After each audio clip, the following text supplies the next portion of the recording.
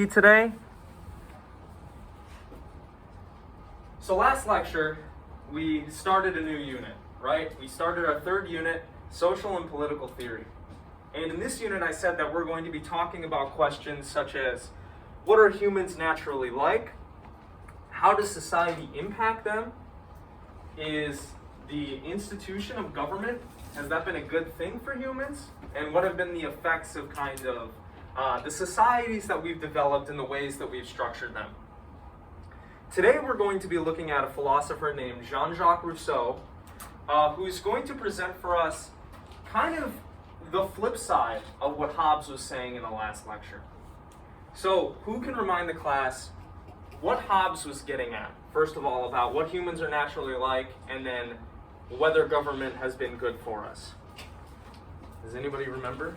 Yeah. Humans are naturally barbaric, crazy, vicious beings, and then forming governments and societies is beneficial for us to make us not barbaric, crazy, and still are in some ways. Right, so society and government's good for us. I think you're definitely hitting on a theme that shows up in Hobbes' writing. But I want to clarify something here, which is Hobbes doesn't think that people are naturally evil or naturally bad or anything like that. One thing that I want to hammer into your brains is Hobbes thinks that people are going to be violent because in the state of nature, if they're rational, that's what reason is going to tell them to do. Reason is going to tell them to strike first, to get the other guy before they can take your stuff. Humans aren't naturally evil or bad according to Hobbes, it's just they're going to resort to violence in a state in which there isn't a governing authority, there aren't police, and stuff like that. Now, we might call that something of a realist position. Rousseau, I think, has a more optimistic conception of human nature, and therefore a pessimistic view of whether or not society, civil society and government has been good for us. This guy, Jean-Jacques Rousseau, was an Enlightenment thinker, and he is really a romantic thinker as well. You get the sense in his writings that when you're reading them, he's got these grand kind of poetic, compassionate views of humans. And by and large, he would like to see us return to a more primitive state, a state that's closer to what we'd be like in the state of nature, rather than erecting all of these social structures and engaging in these more modern, advanced forms of social organization, which he thinks has corrupted us. So, if you cast Hobbes as kind of being pessimistic and rational about human nature and what the state of nature is going to be like for humans, Rousseau, on the other hand, is kind of optimistic, and he's romantic about human nature and the state of nature.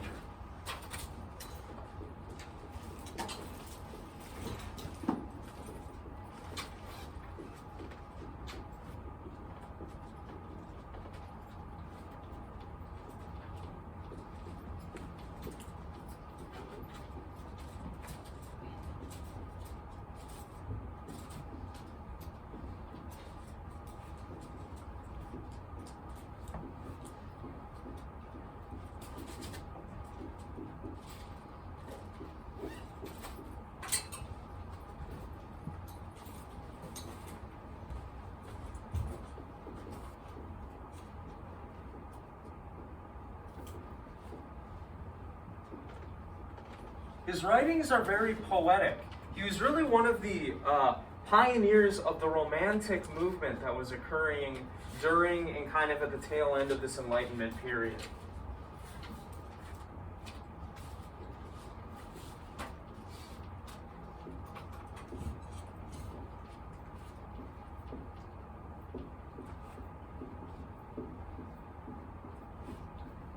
One of the things that kickstarted his kind of philosophical career was reading a question that he saw in a pamphlet when he moved to Paris that asked whether or not science and these systems of progress have been good by and large for humans. And at some point, Rousseau comes to this epiphany that things aren't the way that a lot of his contemporaries understand them to be when it comes to all of this rationality and science and progress stuff.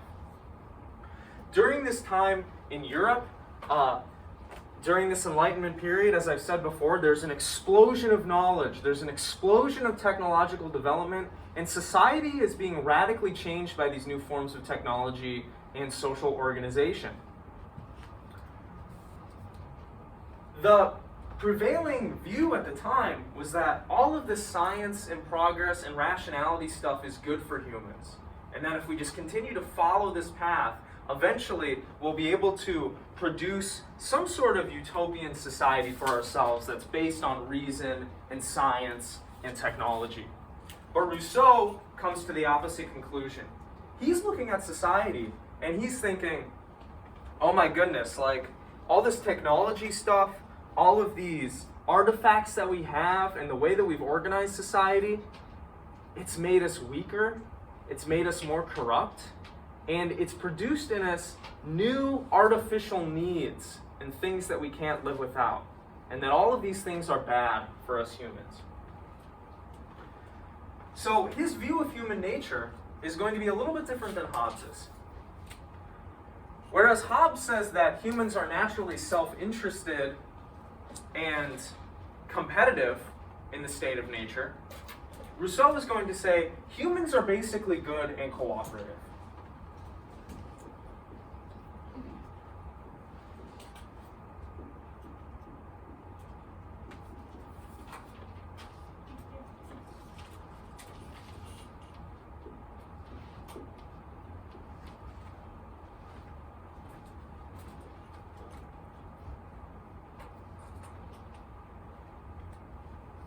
Because Rousseau has this view of human nature, his conception of what it's going to be like for humans in the state of nature is also going to be different than Hobbes. In the state of nature, he's going to think that humans, by and large, are going to be cooperative. They're going to be nice to each other, they're going to help each other out, and really, he thinks that in the state of nature, that's when humans were at their best and happiest. Ever since the founding of civil society, it's all been kind of downhill for humans since then. Contrary to Hobbes, who thinks that humans need others to help satisfy their needs, Rousseau says, no, actually humans are fairly easy to satisfy. There's not much that they need. It's just that the kind of societies that we live in now have produced all of these needs for artificial needs. And so it seems like humans are hard to satisfy, but if we just kind of strip away the social conditioning and everything, really humans are content with little, and it doesn't take much to make them happy.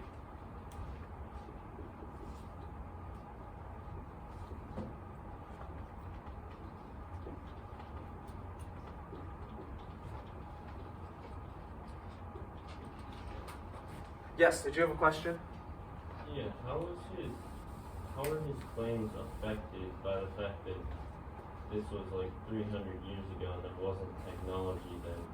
Like him talking about the nature state wasn't, compared to now, humans a lot more in the nature state when he made these claims?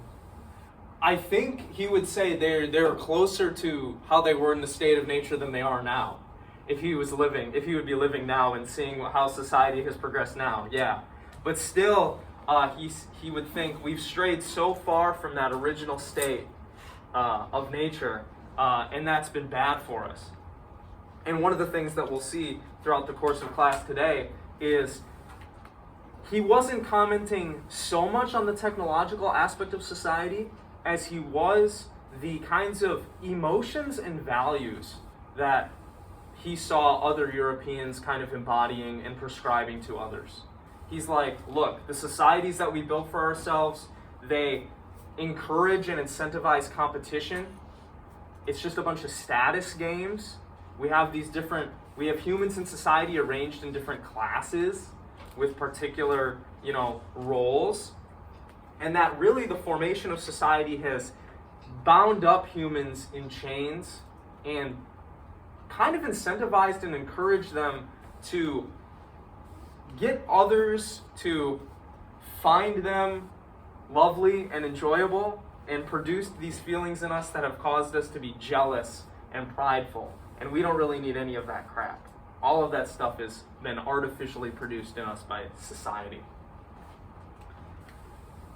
So this, I think, is a good kind of comparison between some of the main points that Hobbes and Rousseau disagrees on. Does anybody have any questions about this stuff so far? Otherwise, I'll jump into the work that I asked you to read for today. It's Discourse on Inequality. All right, let's do it. This is not Rousseau's most famous work. He's most well known for his book called The Social Contract, which is not surprising given that I told you that this concept of the social contract is fundamental to how political philosophy has been done for the last few hundred years at least. But in this book, Discourse on Inequality, Rousseau tries to provide for us a picture or a story as to how and why there are so many inequalities between people in society. Inequalities that he thinks ultimately are not justifiable. He starts off his analysis by kind of tracing what may have been the development of humans throughout history and the development of human society.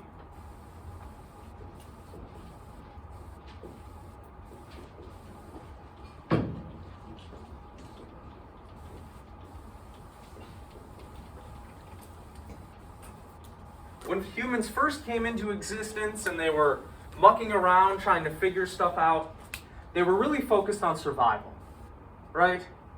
They didn't really know what they were doing.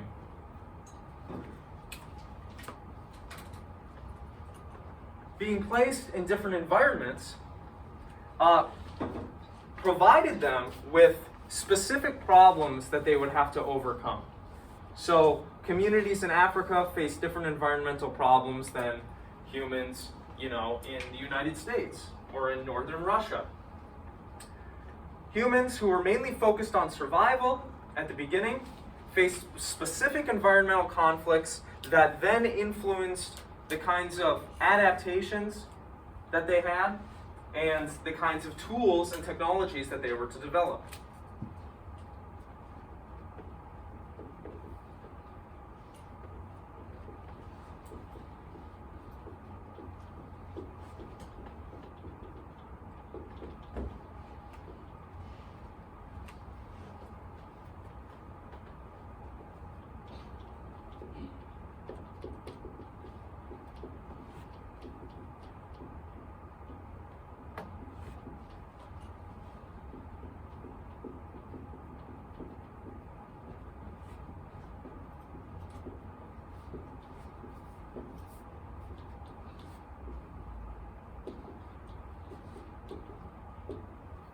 Humans who found themselves in areas in which there were many plants and things that they could gather were more likely to lead into gathering.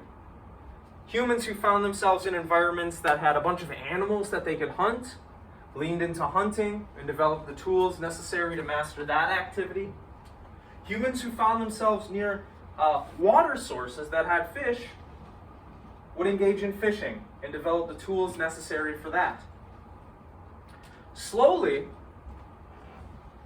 through conflicts with their environment, by adapting to what was going on around them, humans slowly began to establish superiority over the other animals and a certain mastery over nature, right?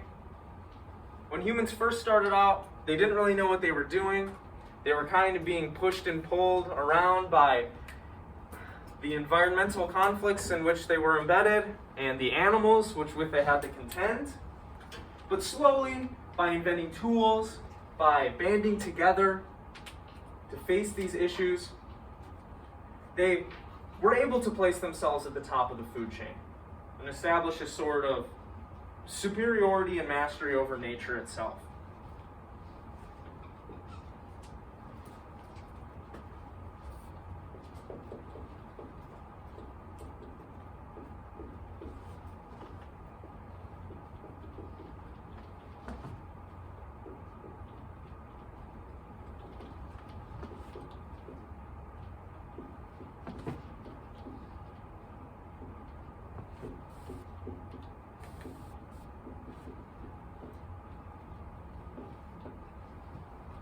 it was only after that they had kind of mastered survival and achieved some sort of superiority over animals and mastered their environments that they then began inventing things that were not necessary for survival.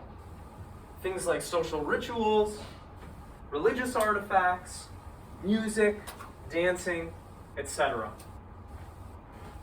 Humans began to form communities together, and began to engage in activities that were not necessary for survival.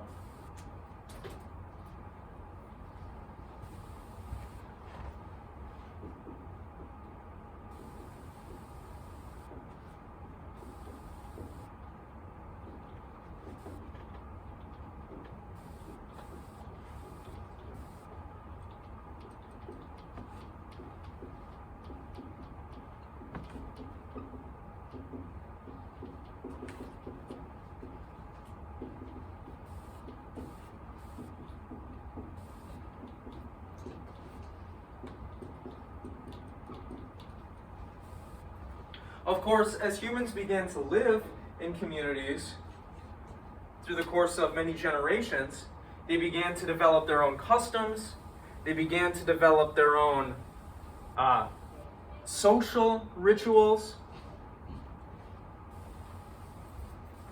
After they had, in some sense, mastered those activities necessary for survival, they formed values, moralities, and systems of reward and punishment within their communities.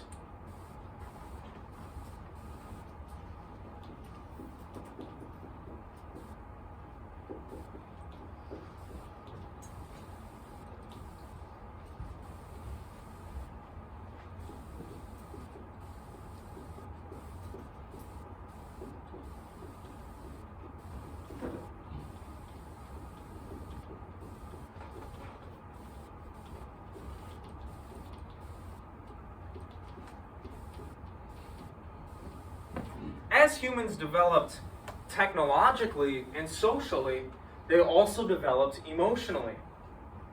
All of these new social situations that they were creating for themselves began to develop in them new emotions and new potential experiences, new feelings, new emotions, new perspectives.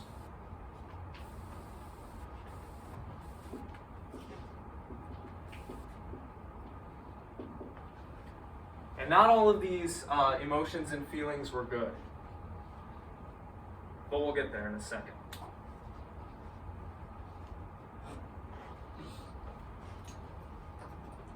By continually progressing in these ways and achieving a stronger mastery over nature, over animals, and over their social environment, the different societies in which they lived, eventually, civil society develops. And this is where Rousseau thinks it all went downhill.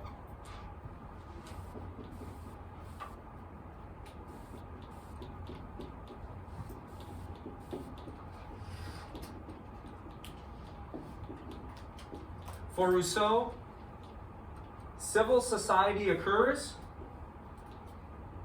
when the institution of private property is invented.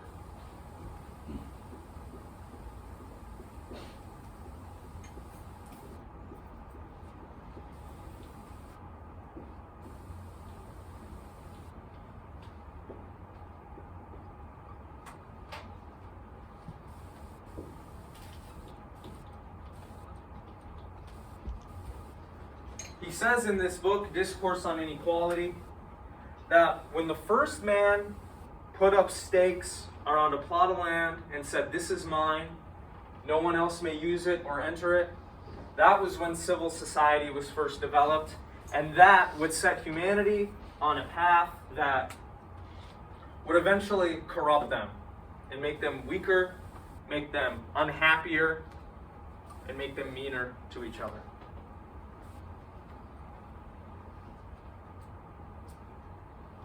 This is kind of the hypothetical story that Rousseau provides for us as to how and why humans and human society has developed the way that it has.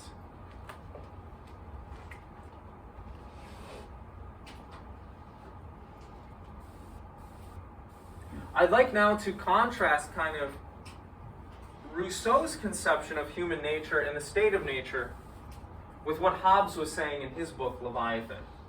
Because as I said last class, their views are almost diametrically opposed to one another.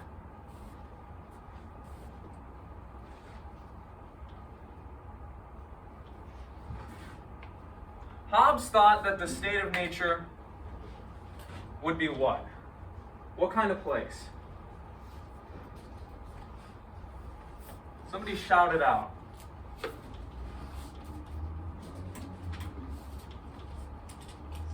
Would it be a nice place? A good place? Do we want to be there? No. Why not? People are barbarians. And why would people be barbaric again? Just trying to survive and get the resources that they can for themselves. That means hurting someone else in the process. Oh, I'm making this worse. Alright. Alright, I'll fix that later. Right, but why exactly would humans be like that? Why does Hobbes think in the state of nature we would be violent? Not only because we're rational, there's another point to it too. We're self-interested. We're self-interested, right? We're roughly on all equal footing with each other, right? If I was infinitely more powerful than you, you would never compete with me, right? You wouldn't even try. But the fact that we all have the ability to learn, to engage in problem solving, to use tools, the fact that we're roughly on equal physical and psychological footing means that I have reason to distrust you and you have reason to distrust me. I can't just write you off as something I don't have to worry about. And you can't do that for me either. Rousseau is not going to have this pessimistic, or if you want to be a little more charitable, realistic view of what humans are going to be like in the state of nature. And he's not going to think that the state of nature is a bad place. In fact, as I alluded to earlier, Rousseau is going to claim that actually, in the state of nature, that's when humans were at their morally best and at their happiest.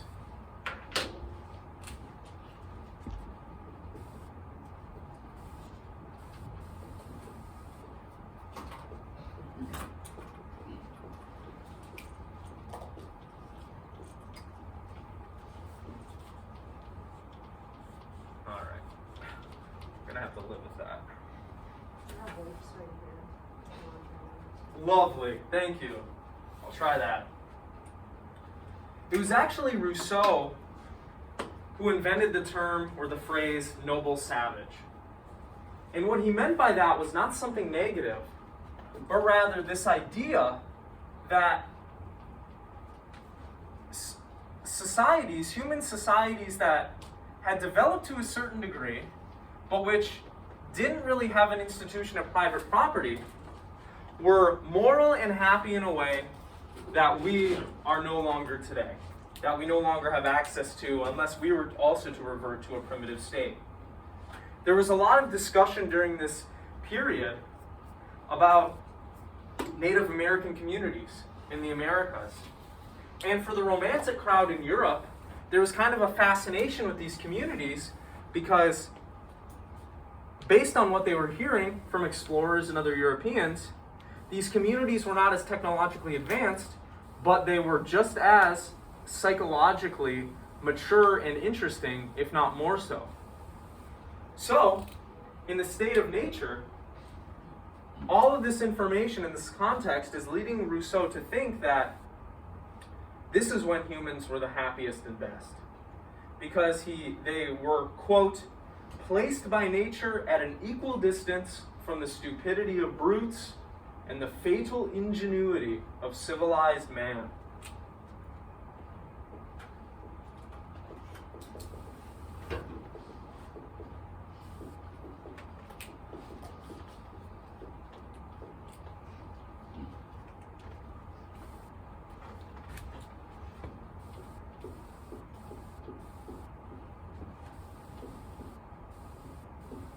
They had community.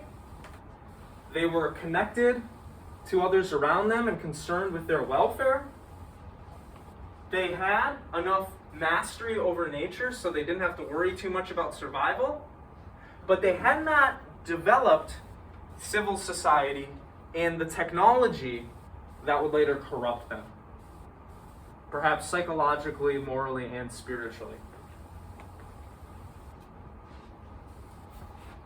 I don't know why I wrote happiness there. Happiest.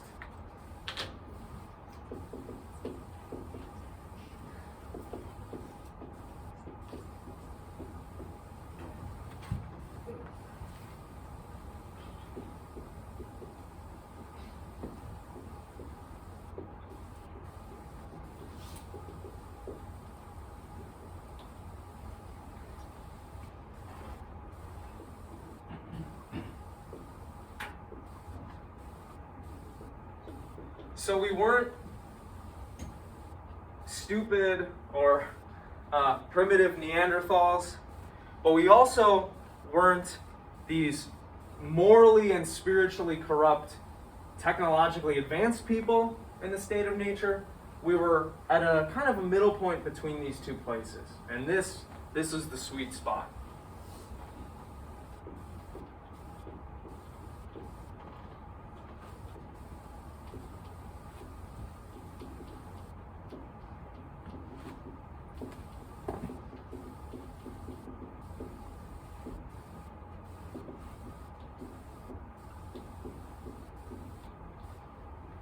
Life was much different in the state of nature than it was during Rousseau's time, and even more different than it is today, right?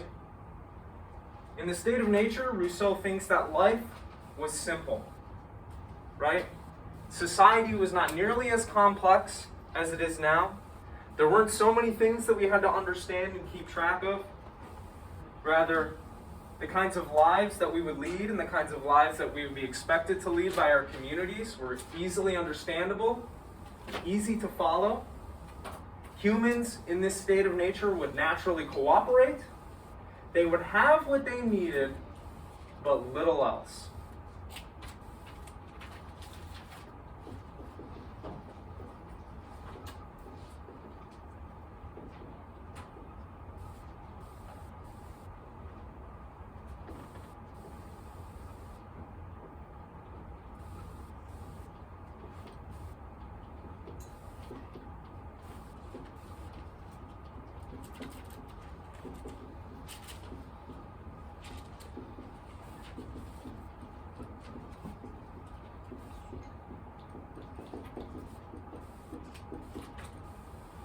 And so for Rousseau, the state of nature is actually preferable to the state in which we live now, in civilized society. He implies in this work that every step towards increased civility and industriousness has only weakened humans and made them more unhappy. He talks about this on page 27, with the paragraph, "So long as men." So long as men remained content with their rustic huts, so long as they were satisfied with clothes made of the skins of animals and sewn together with thorns and fish bones, adorned themselves only with feathers and shells, and continued to paint their bodies different colors to improve and beautify their bows and arrows, and to make with sharp-edged stones fishing boats or clumsy musical instruments. In a word, so long as they undertook only what a single person could accomplish, and confined themselves to such arts as did not require the joint labor of many hands, they lived free, healthy, honest, and happy lives, so long as their nature allowed, and as they continued to enjoy the pleasures of mutual and independent intercourse. But from the moment one man began to stand in need of the help of another, from the moment it appeared advantageous to any one man to have enough provisions for two, equality disappeared. Property was introduced, work became indispensable, and vast forests became smiling fields, which man had to water with the sweat of his brow, and where slavery and misery were soon seen to germinate and grow up with the crops. The increasing complexity of civil society, the indispensability of work, and the loss of that freedom in our natural state is what has come upon humans because of the way that we have organized society and how we've been doing things the last however long we instituted private property.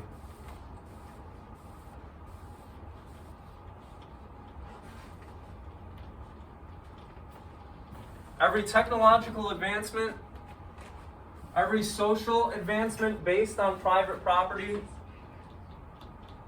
has just made us stray further and further from the freest, best, happiest condition in which we used to live, which is in the state of nature.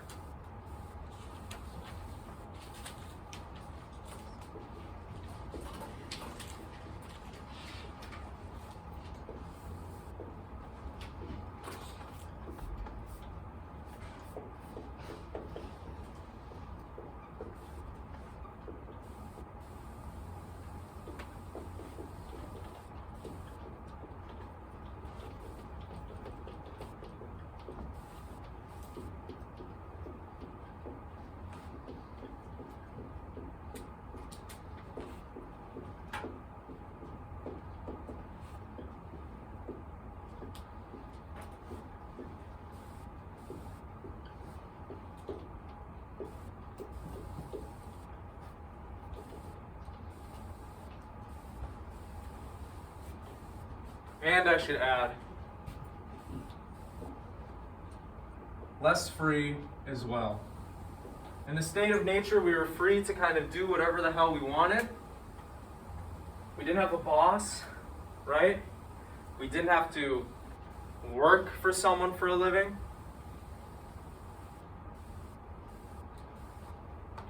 We were freer in the state of nature, and the development of civilized society has only made us less free.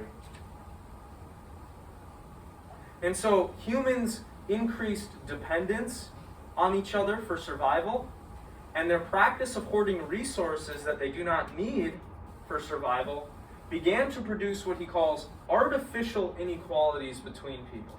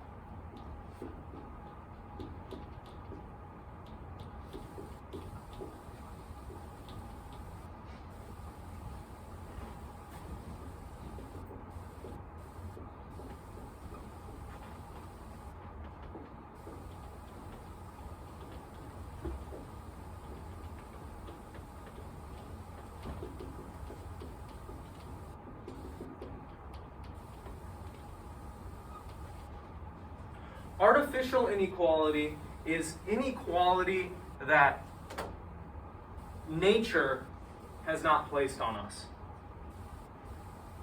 So think about it like this. We all have different skills and abilities, right? Propensities, intelligence, strength. There's some people who are naturally stronger than you. Right? Some people who are naturally smarter than you, naturally quicker, have a different bone density, etc. These are natural inequalities. Inequalities that have been given to us because of our specific genome. Right? What has been bad about civil society is that now there are inequalities between people that have only increased that are not natural. Inequalities in wealth. Inequalities in status, inequalities in social power, Every step towards increased dependence on each other and civility has just produced more and more artificial inequalities.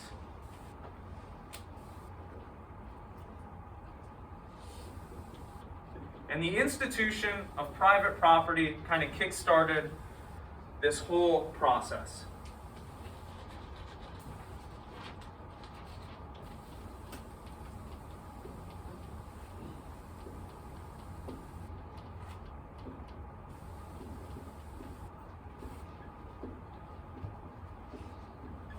It is true that this institution of private property has allowed us to do amazing things, right?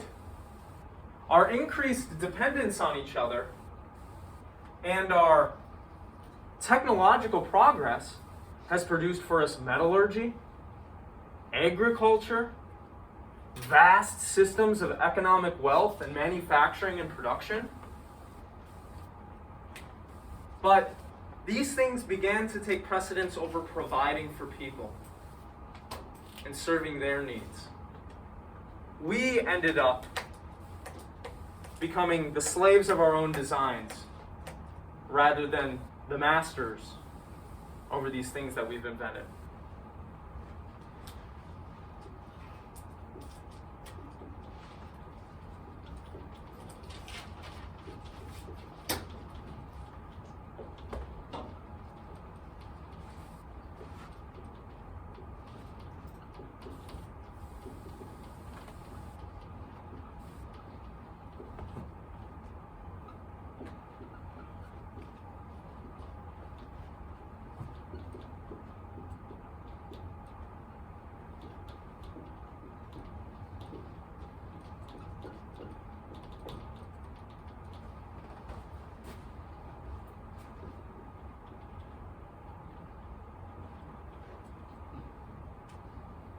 At some point, well, there's not really a point that you can locate. It's something that happened gradually. But our values shifted, right? In these smaller, less civilized, less complex societies, we were connected more to the other members of our community. We valued their survival and their physical and psychological needs more. Now we've become kind of disconnected from one another, and we have began to value things like wealth and capital more than providing for the needs of our neighbors. We've also developed this need to have status, have social power, and to be liked by people, right? Nowadays, the need to be seen as moral is especially prevalent, right? Thus, another thing that ended up happening throughout all this is that because of our social and technological progress, because of all the things we were inventing, we began to develop artificial needs. Now we have a need for cell phones, right, that we didn't have before. We have a need for shoes. We have a need for bling and whatever else, right? Nobody in the state of nature had any needs or desires for those things. They only knew what was in front of them. They only had basic needs. And according to Rousseau, they were content. Now it requires more and more stuff to make us content, because we've been conditioned to need and want all of these things that are not necessary for us.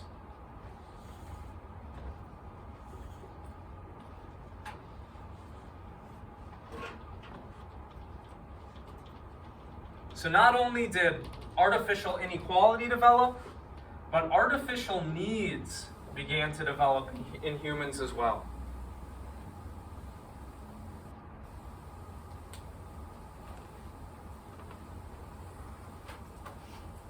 Natural inequalities, he says, inequalities in capacities that we're kind of born with, began to multiply themselves in artificial inequalities.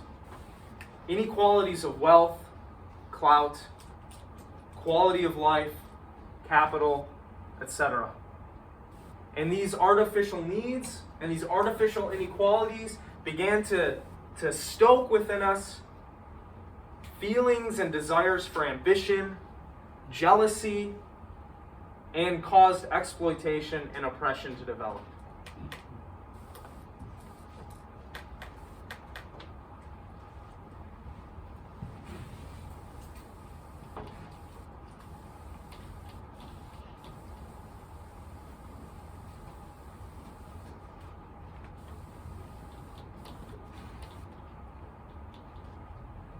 Once humans began to form complex societies like this, create a bunch of shit, invent a bunch of new things, it became apparent that, well, look at all this stuff that we've made. We don't want to lose it now, right? We have a lot of cool stuff now. That is when larger communities, states, nations, countries began to develop. To protect their things and themselves, humans banded together to form states and political institutions with certain laws and rights.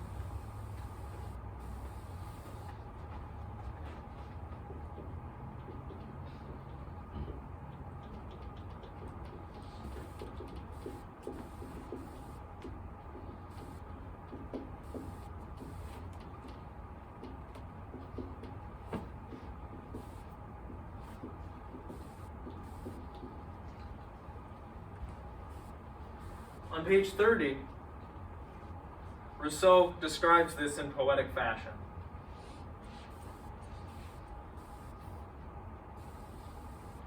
Far fewer words to this purpose would have been enough to impose on men so barbarous and easily seduced, especially as they had too many disputes among themselves to do without arbitrators, and too much ambition and avarice to go long without masters.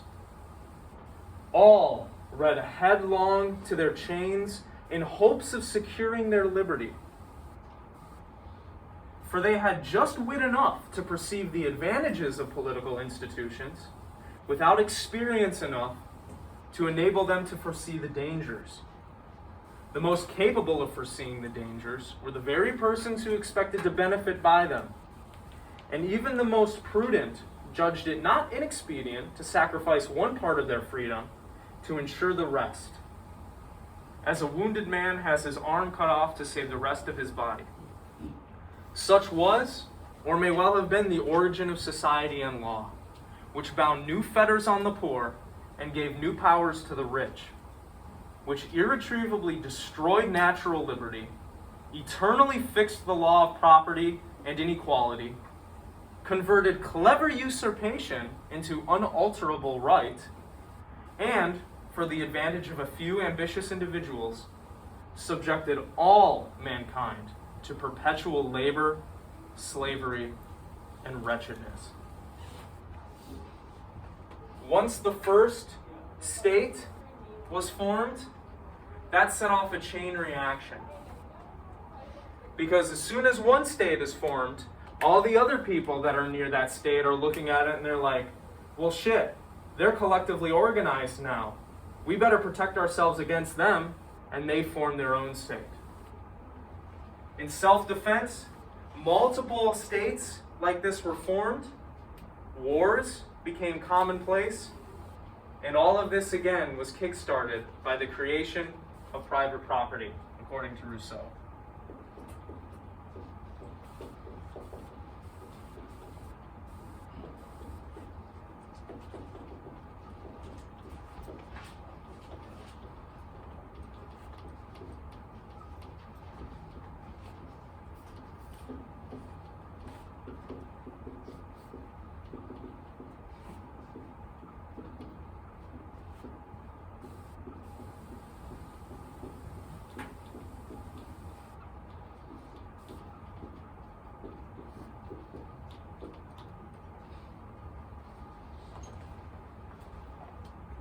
we can finally summarize now how Rousseau feels about the origins of civil society and government. Does he think government largely has been a good thing for humans? What's the sense that you get? No, he's got scathing critiques of government and civil society. The consequences for humans have been enormous. He thinks that humans have become corrupted by social institutions. We're less happy, we're less free, we're suspicious of others. It has not been a good deal for us.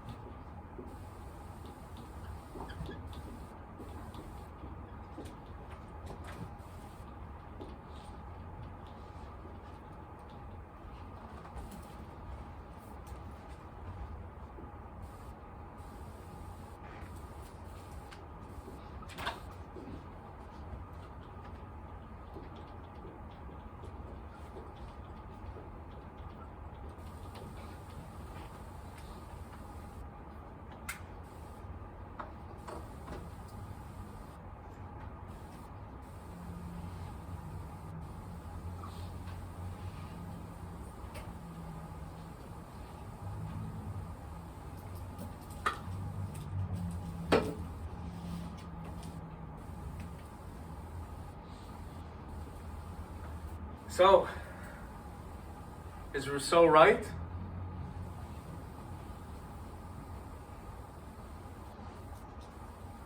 What do you all think? Do you like what he has to say? Yes. I feel like he's right. Like, we are all corrupted because, like, we have all these things now, like the artificial needs and that thing, like all of that. Although, I think you said that he also said that, like, there's no way of going back now. Like, what's done is done. Because we can't, like, I feel like we couldn't ever revert to that natural state, like, with all of this stuff we have, like, all the infrastructure, I don't know. Right. So, like, even if he is right, like, whatever, like, there's nothing we can do now. Yes, Delta. I think also there is, like, you have to think about people that aren't, like, able-bodied, that wouldn't survive in nature, like, especially, like, modern medicine, like, we have the ability to cure diseases now, and, like, that's obviously very important to, like, sustaining humans, because, like, if we do revert to, like, our natural state, but only the strongest of the strong is going to survive, or now our society can try to, you know, help everyone survive, no matter, like, if they're born with a defect or not, like, they're going to help them try to survive, because they value them as a human being, really.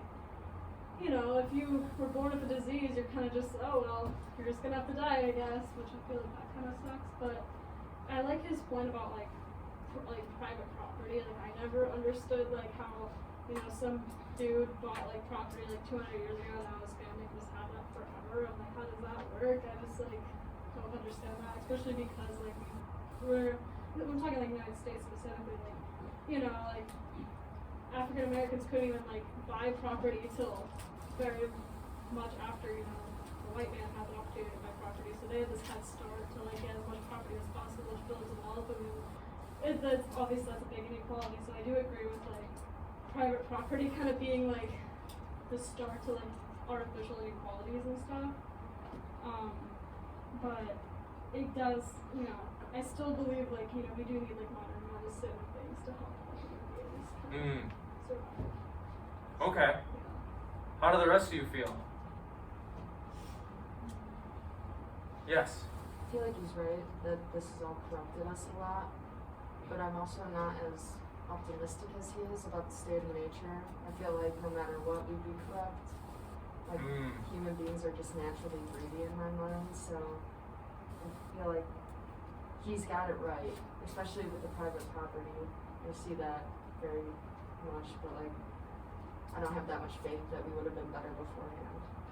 Let me play devil's advocate here. You're looking around at society and you're like, okay, people suck, right? They're mean, they're violent, they're exploitative. What if we really buy into Rousseau's claim that the reason people are like this way is because they're socially conditioned that way? And if we were just go back to the state of nature, you know, eventually that conditioning would disappear and we'd be loving and nice all the time. Like really, we have been through generations of corruption and conditioning.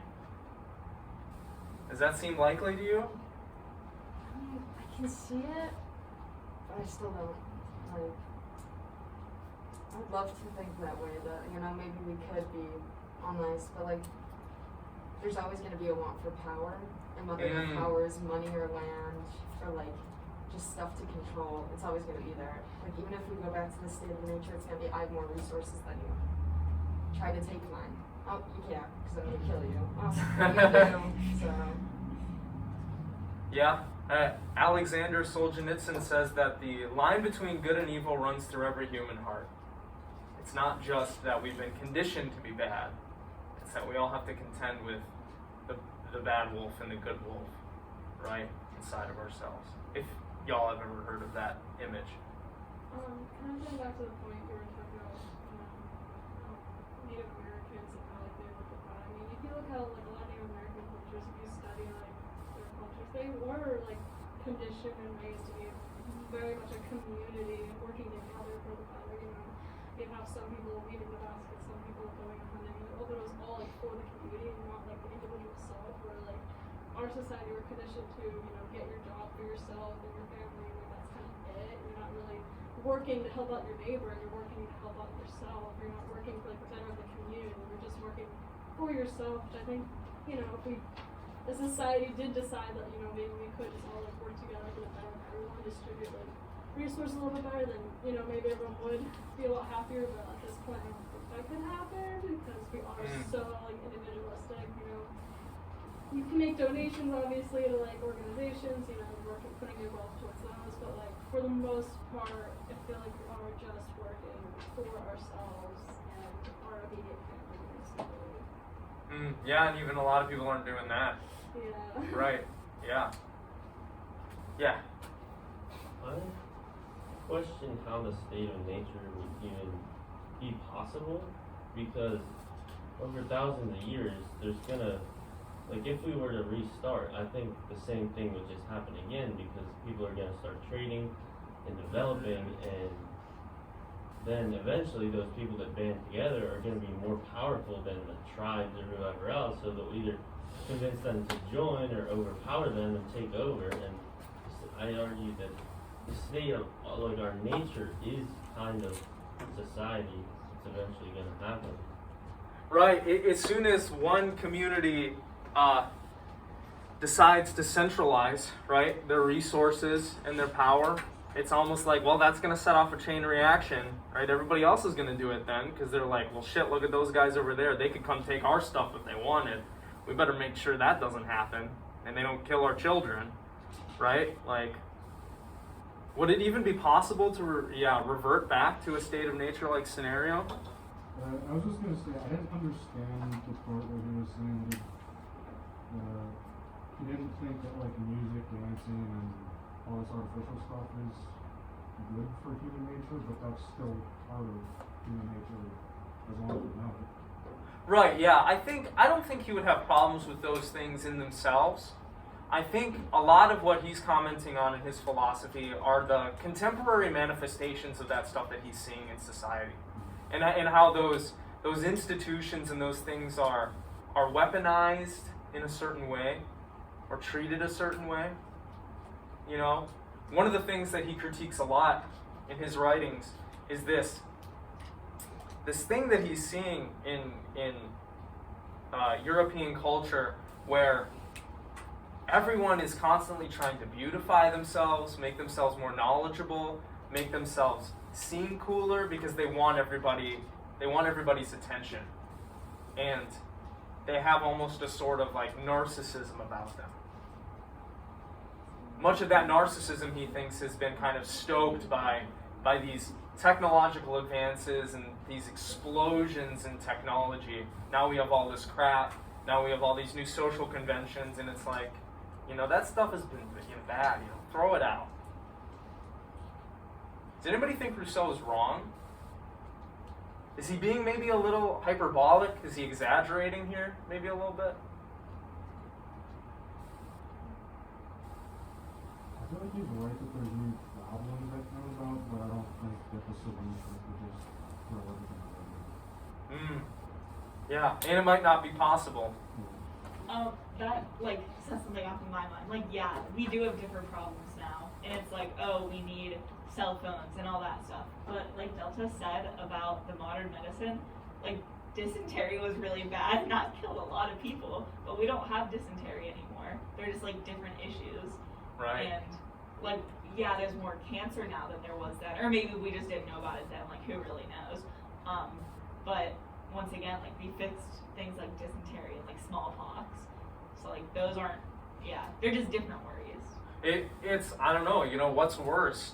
Living in a primitive kind of commune where you have to hunt and stuff every day and worry about survival, or worrying about making sure you don't buy the processed food.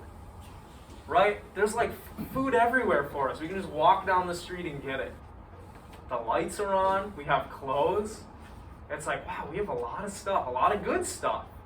Is it really as bad as he says it is? And I guess he doesn't support that people are so dependent on others, right? Yeah, He's against that. Yeah, it's. I don't think he thinks the dependence is bad in itself. It's just that this dependence has been a contributory factor in us developing certain social systems like the modern day work week that has been bad for us. Yeah. In certain social conventions But that I has mean, been bad for us. Sure, there's problems created, but overall there's better things. I'd rather have clean water even if the person giving me the clean water is real hungry. That's gonna happen no matter what. It doesn't matter if you live in a mud hut, but in a civilized society, there's always gonna be someone's fault. Yeah, it's a real question you have to ask yourself. I think there's a part of many people nowadays that idealize this kind of return to a more primitive, simplistic state, right? But you gotta ask yourself, would you really want to live like that over what we have now? We are so blessed and so wealthy, and we really have attained a certain mastery over nature that we never have before. It's a hard question, yeah. Kind of playing with that, I just thought about the fact we pay for access to water now, but we're giving up the freedom of being able to just go get our own water, because we used True. to just go get our own water, bring it back, but we're giving up that freedom of access to water to someone just to provide it to our faucet. So it's as simple as that, you know what I mean? So it's a convenience, but we have to pay for it now. It's we're all. It's just I don't know. I'm thinking about that. It's just we don't have. You really can't go to a stream to get your water now because most likely it's gonna be polluted unless you have a good filtration system. You know what I mean? So now you have to pay for your water, but is that better or worse? I don't know. You know what I mean? Would it be better to just go get water that's granted it wasn't polluted for yourself, bring it home in a jug and keep it for the week, or is it better to pay for access to water, especially showers and stuff? Or food? Yeah. But you don't have to worry about killing the animal and skinning it and cleaning it yourself too, right? It's that's all done for you and for a really low price. So. There's also the point that he brings up that if we were more in a naturalistic state that we would be nice and happy and loving, but I feel there's also always gonna be conflict between people, no matter I guess what state we're living in, I suppose. Because there's always gonna be something that somebody does that somebody else doesn't like. And so I feel no matter what you do, there's always conflict. Right. Rousseau actually talks about this a little bit in this book. he says, when conflict arises in the state of nature, you just battle it out. And then, there's like no resentment, like, because there's a winner and there's a loser, and that's that. But in civil society, it's like, if someone wrongs you, you don't have an immediate recourse, to like fix the situation. It's like you have to let it go through the criminal justice system, or nothing happens, and then resentment and rage builds up inside you slowly over time as these conflicts, continue to impact you. And he's like, yeah, you fight it out in the state of nature. That's it. Simple, easy. My strength against yours. Which I don't know. Do we want to live like that? Is that preferable? So, I kind of tried it once where I took just a hatchet and a blanket out into the woods, and it tried to build like a lean-to fort, and it was a lot better in my head than when it was 2 in the morning and a rodent comes running through my grass bed. Like, I think when you're, like, if we were actually in that situation, I know we're used to this, but like, when it's a lot better in your head than when you're actually out there starving, you haven't eaten in a few days, you don't have a bed, so you're having trouble sleeping, you have animals waking you up. Like, I think he's definitely exaggerating like the happiness that I don't think you could be super satisfied in that situation when you're always worrying about living. Right. And the fact of the matter is, most, if not all of us, don't have extended experience in these environments, right? Without all of this technology and all of these social systems. So it's like, it might be that even if part of ourselves idealizes kind of returning to a more simplistic natural state, that, that's based on a very limited perspective of what that's actually like, right? There seems to be some truth in that. I feel like also, like, there's no way to necessarily tell, because if you take somebody, like, who's living, like, modern, like we are, and just throw them out into nature, like, they're gonna be like, oh, I wish I still had this, and I wish I still had this, and I wish I still had this, but, like, the only way to, like, start from scratch and, like, see how it would actually be is if you just, like, get a baby and you just throw them out in the woods, which you can't do, but, like, they don't have, I guess, like,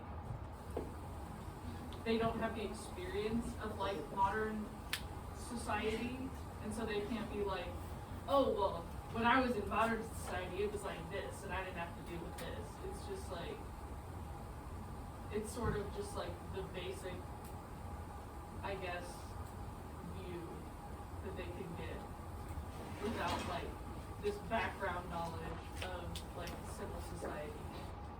Right. I mean, it might also be that, the fact that we have all these artificial needs and desires, that does color how we view primitive society too. Right? We're like, oh man, I wouldn't have Netflix in my rustic hut. I wouldn't have running water. No, you could still have running water, but, I wouldn't have my laptop. I wouldn't have my phone. Having grown up with this stuff, we see the value in it, but maybe we would be happier if we never had it at all. Yeah. I think there's also something you said that, like, since we've grown up in that type of society, it's hard to imagine, like, an alternative. Whereas, like, the way we've affected our planet makes it so that, like, obviously if you go into the wilderness now, it's gonna be a lot harsher, you're not gonna have as much access to food. But we also took a lot of potential farmland or potential, like, hunting lands or potential hunted animals and have devastated them or replaced them with roads and homes. Whereas, like, well, obviously not a perfect system by any means, and like, there is something you said for the fact that, like, if in a society that didn't have those, you'd have the ability to, like, move around. If, like, you're in an area that, like, seasonally gets monsoons or droughts, you could move to a different area, and there's no, like, predetermined borders stopping you from going there. You see that issue in a lot of areas that were that, like, colonial governments created like arbitrary borders, the people who lived there might have had a more like migratory life, whereas like now they're unable to do that, and so they're stuck in places that are only habitable parts of the year. Right. Yeah, that's a good point. Even this whole conversation that we're having, is within a particular context and conditioning that colors our perspective, right? And limits what is possible not only for us to see but also to do.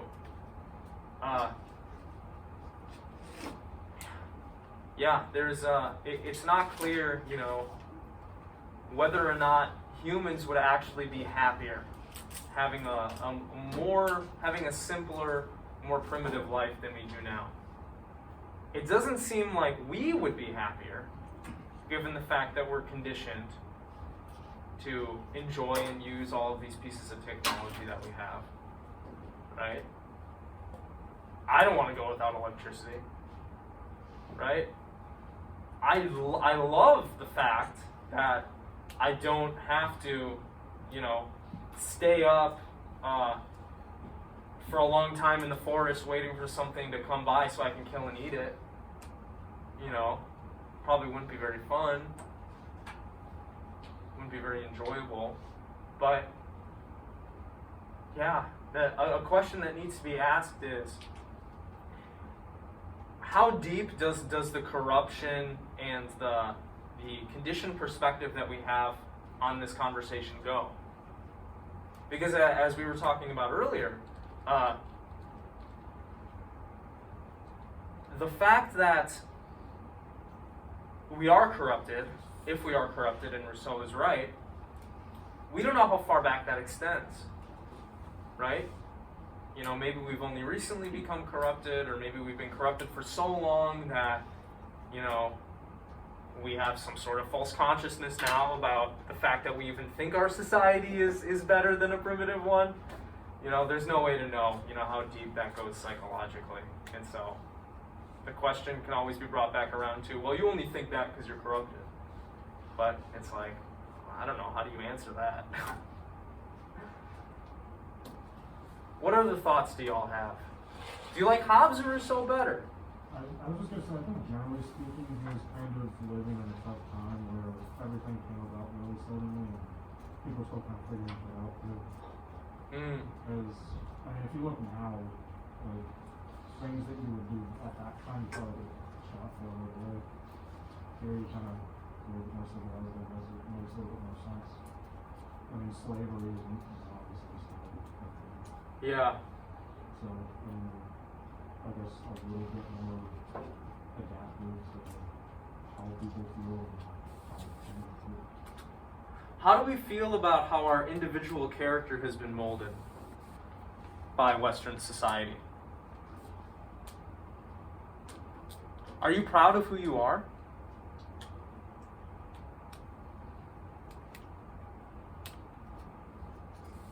Do you like how much time you spend using technology?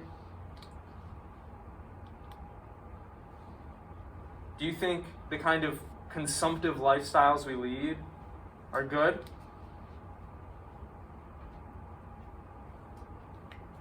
One of the things that I think Rousseau gets right is, well, the general point that in a certain sense we've been corrupted, but I think there's an implication there that many people now have become complacent, in how society works. They're just kind of going through the motions, they're working their job, they're buying their groceries, they're consuming their social media, not really thinking too much about things. We don't have to think too much about things because everything has been kind of done for us, right? Everything is so convenient now. Is that a preferable life to a life that is maybe harder and more simplistic but more intentional, more conscious?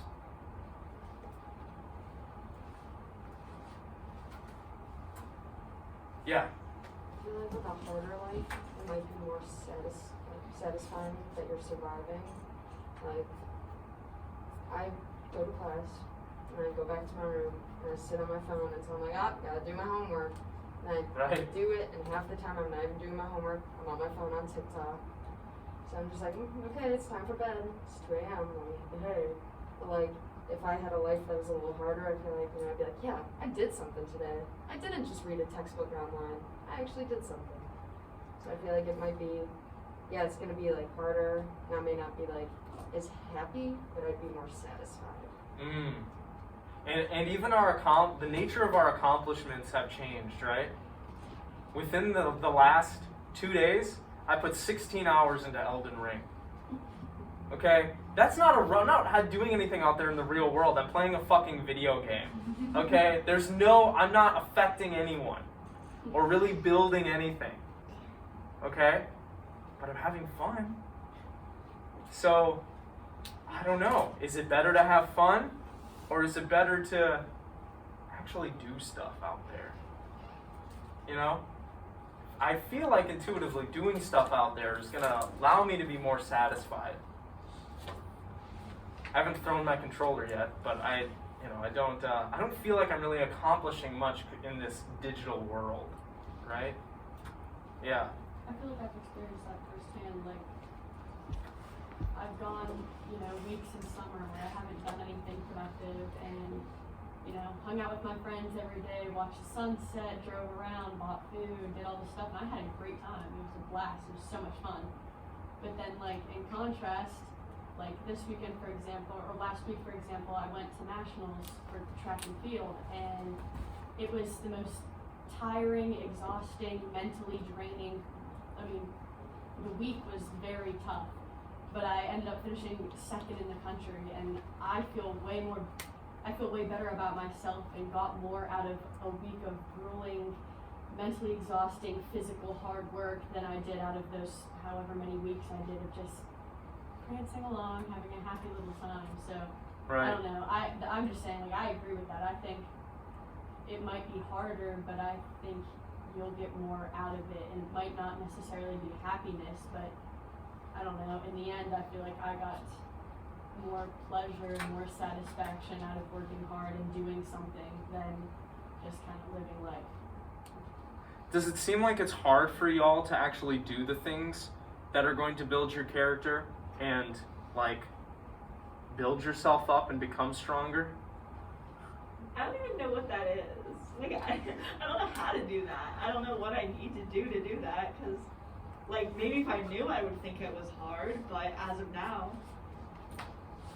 like, I don't know how to make myself better. Like, I don't know how to advance my character. Okay. So civil society has kind of, obscured even what it means for you to be a better person. This is kind of dumb, but like one of my biggest goals in life is like when I finally get like a property, and like owning a property, but when I have like land, I want to like grow my own food, like have a big garden and like put in that work and effort to grow my own food.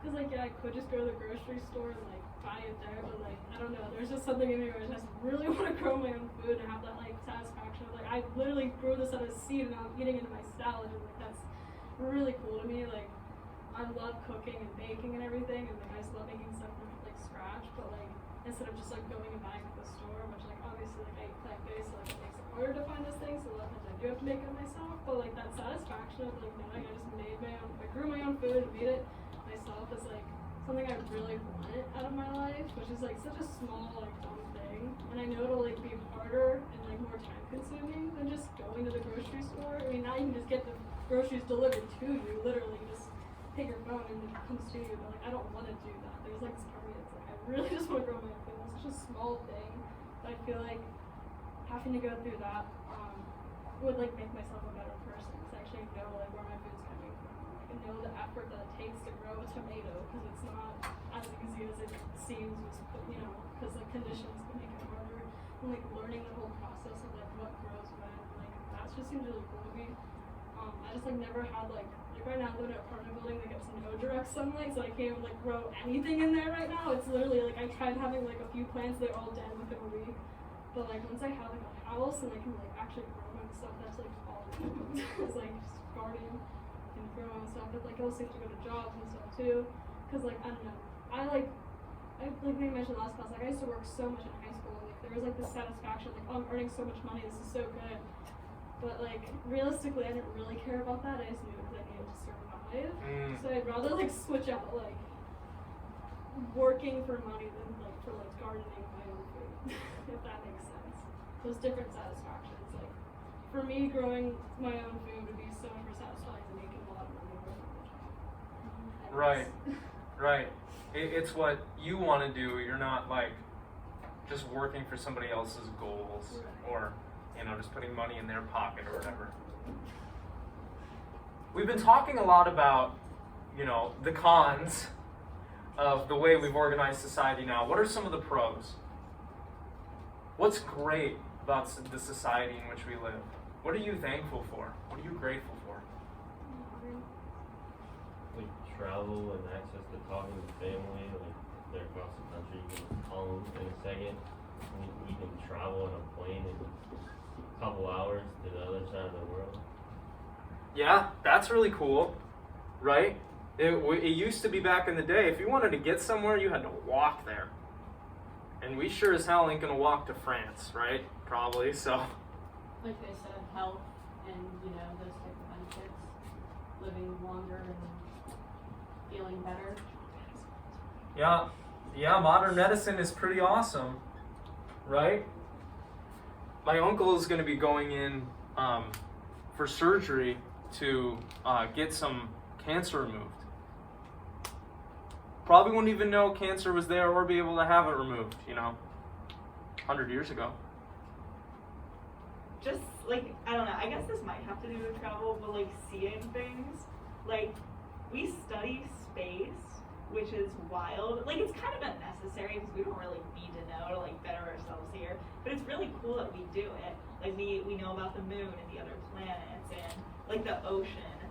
There's still so much ocean that's undiscovered, but like we know a lot about it. I mean, that like 10% that we have discovered, like octopuses, jellyfish. They're pretty sweet, yeah, right? We have exponentially increased our knowledge of not only our planet but the solar system. That's pretty sweet, right? We can sit in this room and do philosophy because of civil society, right? I love that. That's awesome. The fact that like we're able to meet so many different people from so many different cultures, like 100 years ago, you only knew the people in a small radius that you lived in your whole life. But now we're able, because of travel, because of like technological advances, we're able to meet people from different countries and become friends and understand their cultures better, which we wouldn't have been able to do that before. Right. I wonder the extent to which, you know, if we were living in our own scattered tribes, how much we would know or even amiably interact with other communities, right? We're like, oh yeah, those are the people over the river. We hate them, you know? Like, they took our berries the other day, you know? Me personally, I like the personalization, I guess. So like, if you want to dress a certain way, you can. If you want to have a different hair color, you can. If you want to like get a bunch of stupid tattoos, you can do that. Like, it's just like, you can kind of make yourself into the person that like you feel like you are, which I feel like you wouldn't be able to do if we weren't in like civil society, I suppose.